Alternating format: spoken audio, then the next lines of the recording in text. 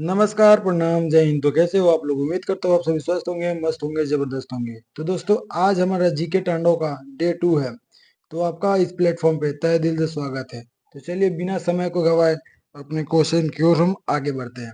चलिए, हमारा पहला क्वेश्चन कुछ इस प्रकार है कि गांधी का आश्रम कहाँ स्थित था?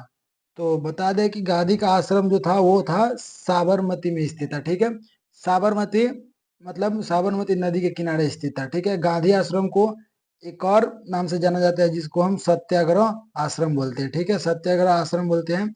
इसके साथ साथ ये कब हुआ था स्थित, मतलब इसको इस आश्रम आश्रम को कब बनाया गया था? तो 1916 ईस्वी में बनाया गया था। साबरमती नदी से एक बार बस समझ लीजिए कि जो अहमदाबाद शहर है ना, अहमदाबाद, ये भी साबरमती नदी के किनारे स्थित है। ठीक है, तो चलिए दूसरा क्वेश्चन। दलितों को दलित वर्ग संघ में किसने संगठित किया? ठीक है, ये देखिए दलित वर्ग संघ में क्या था, जो अभी SC ST वाले है ना, उन लोग के संरक्षण के लिए ये संघ की स्थापना किया गया था, जिसके संगठित किए थे डॉक्टर भीमराव अम्बेडकर किए थे। ठीक है, डॉक्टर भीमराव अम्बेडकर को फादर ऑफ इंडियन कॉन्स्टिट्यूशन कहा गया। ठीक है, भारतीय संविधान का पिता बोला गया है, भारतीय संविधान का पिता। किनको? तो डॉक्टर भीमराव अम्बेडकर को, जिनको हम बाबा साहेब भीमराव अम्बेडकर भी बोलते हैं। और कब हुआ था ये कब इसका संगठन हुआ था? तो 1930 ईस्वी में हुआ था। ठीक है, 1930। ये सब आप क्वेश्चन पॉइंट याद रखिएगा जो मैं एक्स्ट्रा बता रहा हूँ। ठीक है, चलिए, सविनय अवज्ञा आंदोलन के कारण क्या हुआ था? सविनय अवज्ञा आंदोलन के कारण क्या होता है? साइमन कमीशन का आगमन, बिना भुगतान के फर्म में काम करना, कृषि वस्तुओं की मांग में गिरावट, गांधी द्वारा नमक कर का उल्लंघन। देखिए, कहीं भी सविनय अवज्ञा दिख जाए ना, सविनय अवज्ञा, तो इसको आप साल्ट यानी नमक से, नमक ऑप्शन में दिख जाए तो इसको मार दीजिएगा, क्योंकि सविनय अवज्ञा का मतलब ये होता है, इसका दूसरा नाम भी होता है नमक सत्याग्रह। ठीक है, नमक सत्याग्रह होता है, इसका दूसरा नाम भी है नमक सत्याग्रह। तो कहीं भी नमक से रिलेटेड आपको आंसर दिखे तो वो मार दीजिएगा। ज्यादा आपको मतलब कुछ करने की जरूरत नहीं है। और हाँ, ये कब हुआ था? ये आंदोलन कब हुआ था? 1930 ईस्वी में हुआ था। ठीक है, 1930 में ही महात्मा गांधी दांडी मार्च किए थे, यानी कि दांडी यात्रा किए थे, दांडी यात्रा। आइए इसका देखते हैं हम। देखिए, ये जो पॉइंट है ना, ये साबरमती आश्रम, ये स्टार्टिंग पॉइंट है दांडी यात्रा का। ठीक है, दांडी यात्रा का स्टार्टिंग पॉइंट है, जो स्टार्ट हुआ था 12 मार्च, 12 मार्च 12 मार्च 1930 को स्टार्ट हुआ था दांडी यात्रा। ठीक है, और ये यहाँ पे कहाँ पे ये दिख रहा है ना, यहाँ से देखिए, साबरमती आश्रम से, यहाँ से देखिए, साबरमती आश्रम से होते हुए यहाँ पे दांडी तक आए थे। तो यहाँ से देखिए, सॉरी, साबरमती आश्रम से दांडी तक क्या थे, तो यहाँ पे स्टार्ट कब हुआ था? 12 मार्च, 12 मार्च 1930 को स्टार्ट हुआ था। और कब यहाँ पे पहुंचे थे दांडी में महात्मा गांधी? तो ये पहुंचे थे हमारे 6 अप्रैल 1930 को। ठीक है, तो लगभग 24 से 25 दिन तक महात्मा गांधी को लग गया था यहाँ तक के सफर करने के लिए, करने में। ठीक है, इस बात का भी आप ध्यान रखिएगा। चलिए अगले क्वेश्चन की ओर बढ़ते हैं। देखिए, अगले क्वेश्चन की ओर बढ़ने से पहले सबका एक मतलब डिमांड होता है कि जो क्लास में चल रहा है नोट्स, वह कहाँ मिलेगा? तो वो नोट्स आपको हमारे टेलीग्राम ग्रुप में मिलेगा, जिसका स्कैनर यहाँ पे है। आप स्कैनर को स्कैन करके ज्वाइन कर सकते हैं, या फिर आप टेलीग्राम पर जाकर सर्च करेगा CPA बाई प्रीतम पंडित, तो आप इस ग्रुप में ज्वाइन हो जाइएगा। ठीक है, इसमें आपको बहुत सारे मतलब एग्जाम के वैकेंसी के नोटिफिकेशन भी मिलेंगे। YT सेशन में जो कि जितना क्लास चल रहा है उसका नोट्स भी मिलेगा, मतलब जो PDF यूट्यूब पे चल रहा है अभी। और करेंट अफेयर मिलेगा इसमें, PYQ भी मिलेगा आपको। मतलब बहुत ही लाभदायक होने वाला है ग्रुप इस चैनल के या आप सभी के लिए। ठीक है, तो इसको ज्वाइन जरूर कर लीजिएगा। चलिए, ये क्वेश्चन अगला है, साइमन कमीशन की मुख्य समस्या क्या थी? साइमन कमीशन की मुख्य समस्या क्या थी? तो देखिए, it was an all British commission, यह एक पूर्ण ब्रिटिश आयोग था। ये बात तो बिल्कुल सही है, यह एक पूर्ण ब्रिटिश आयोग था। ठीक है, इसमें केवल ब्रिटिश ही थे, मतलब केवल अंग्रेज ही थे। It was formed in Britain, हाँ ये भी बात सही है कि ये ब्रिटेन में बना था। ब्रिटेन में कब बना था? ब्रिटेन में यानी इंग्लैंड में कब बना था ये? 1927 में इसकी स्थापना हुई थी। ठीक है, 1927 में। और ये भारत कब आए थे? भारत ये कब आया था साइमन कमीशन? 1928 ईस्वी में आया था। ठीक है, 1928 ईस्वी में। और देखिए, इसका तीसरा क्या है? इसे राष्ट्रीय आंदोलन के जवाब में स्थापित किया गया था। हाँ, जो ये आंदोलन में होता ना, राष्ट्रीय आंदोलन, राष्ट्रवादी आंदोलन किया जाता था, उसके जवाब में स्थापित किए थे लोग, ठीक है, अंग्रेज। और इसको एक और नाम से जाना जाता है, जिसको हम व्हाइट सॉरी जिसको हम व्हाइट कमीशन भी बोलते हैं, ठीक है। क्यों व्हाइट कमीशन बोलते हैं? क्योंकि इसमें बस गोरे लोग, यानी कि बस इसमें अंग्रेज ही शामिल थे, ठीक है। इसमें इंडियन कोई भी नहीं था, इसमें बस अंग्रेज शामिल थे। ये क्यों आया था भारत में? राष्ट्रवादी आंदोलन के जवाब में ये लाया गया था भारत में, ठीक है। कब आया था भारत में? तो 1928 में भारत में आया था, और इसकी स्थापना इंग्लैंड हुई थी 1927 को। इस पॉइंट को आप ध्यान रखिएगा। मतलब एक क्वेश्चन से 4-5 क्वेश्चन क्लियर हो रहा है, ठीक है। तो आप वीडियो को मतलब स्किप मत करिएगा, वरना एक क्वेश्चन का आप आंसर देख लीजिएगा, डी ऑल ऑफ दिस होगा। अगर आप इसको स्किप कर दिएगा, इसके चक्कर में आपका 3-4 क्वेश्चन छूट जाएगा, ठीक है। चलिए आगे बढ़ते हैं। असम में बागान श्रमिकों पर असहयोग आंदोलन का प्रभाव पड़ा। क्या प्रभाव पड़ा था? वे बागान छोड़कर घर चले गए, ठीक है। वे हड़ताल पर चले गए। देखिए, नहीं, ये जो थे ना, ये यहाँ के जितने मजदूर थे वो बागान छोड़कर घर चले गए थे, ठीक है। बागान छोड़कर घर चले गए थे। आइए इसमें नॉन कोऑपरेट मूवमेंट का दो इंपॉर्टेंस देख लेते हैं। इंपॉर्टेंस इसका क्या है? एक है unity of Muslim and Hindu, ठीक है। इससे बड़ा एकता हिंदू और मुसलमान में आज तक भारत के इतिहास में कभी नहीं देखा गया था, ना अभी देखा जा रहा है, ठीक है। हिंदू और मुस्लिम में यही जब हुआ था ना, हिंदू और मुस्लिम में सबसे बड़ा एकता देखा गया था इसके अनुसार, इसके दौरान, ठीक है। और बॉयकॉट ऑफ फॉरेन गुड्स, ठीक है, मतलब जितने विदेशी वस्तुएं थे उसका बहिष्कार किया गया था उस समय इसका बहिष्कार जोरों शोरों से किया गया था, ठीक है। चलिए अगला क्वेश्चन देखते हैं।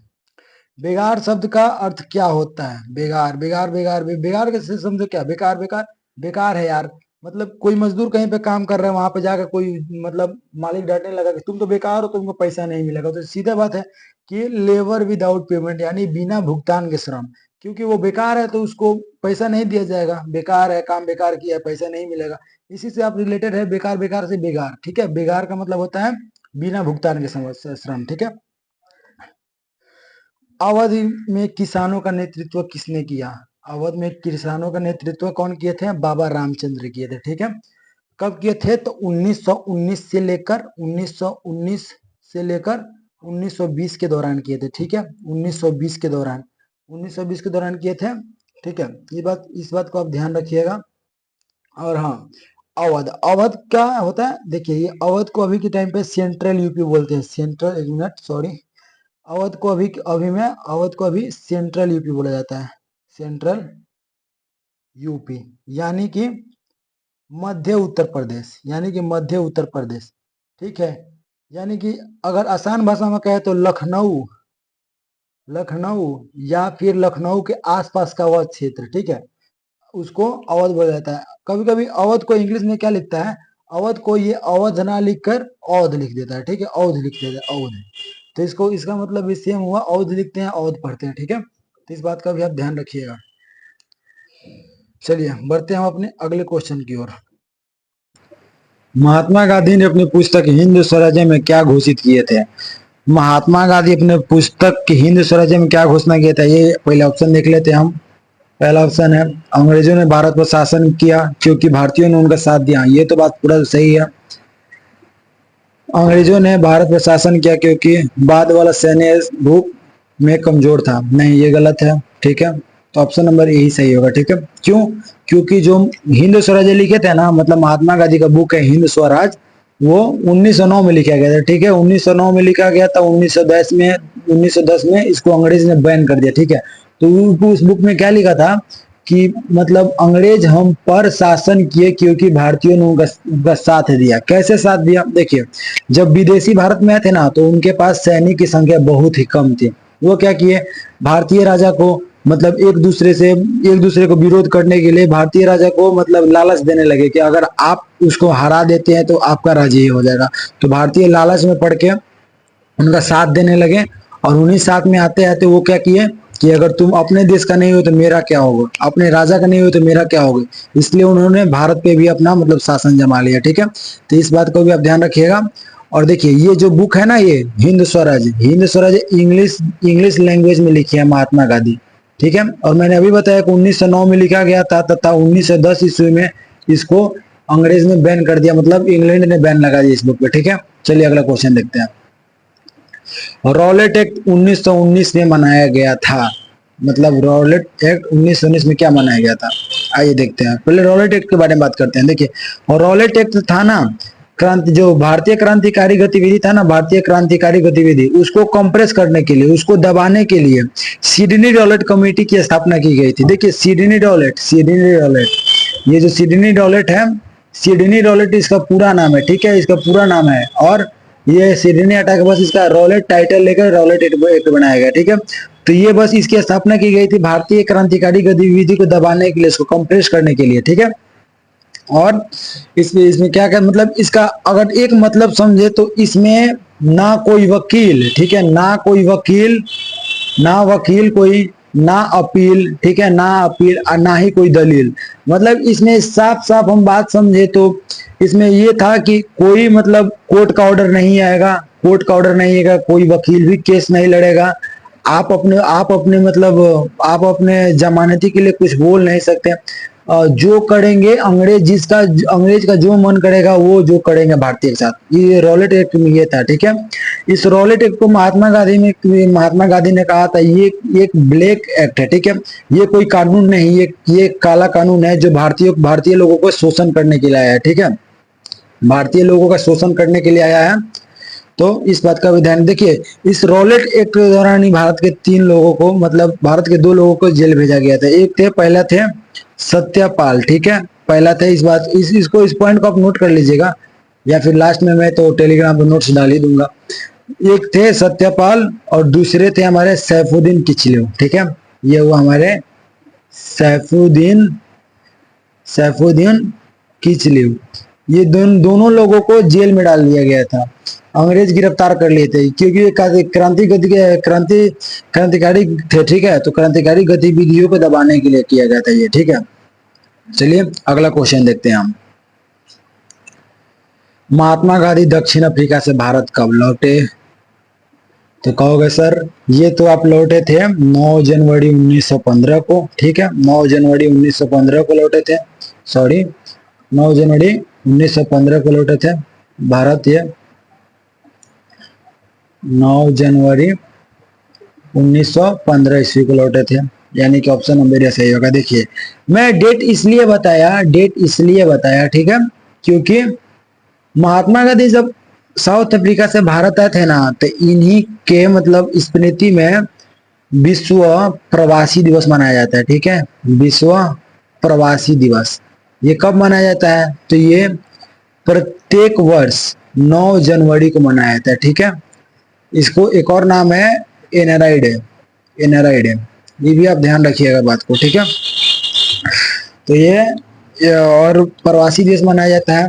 और भारत कब गए थे महात्मा गांधी, सॉरी भारत से कब गए थे साउथ अफ्रीका पढ़ाई करने के लिए? तो ये गए थे 1893 ईस्वी में। ठीक है, 1893 ईस्वी में गए और अकेले 1915 ईस्वी में भारत आए। ठीक है, 26 जनवरी 1915 ईस्वी में भारत आए, तो ऑप्शन नंबर ए सही होगा।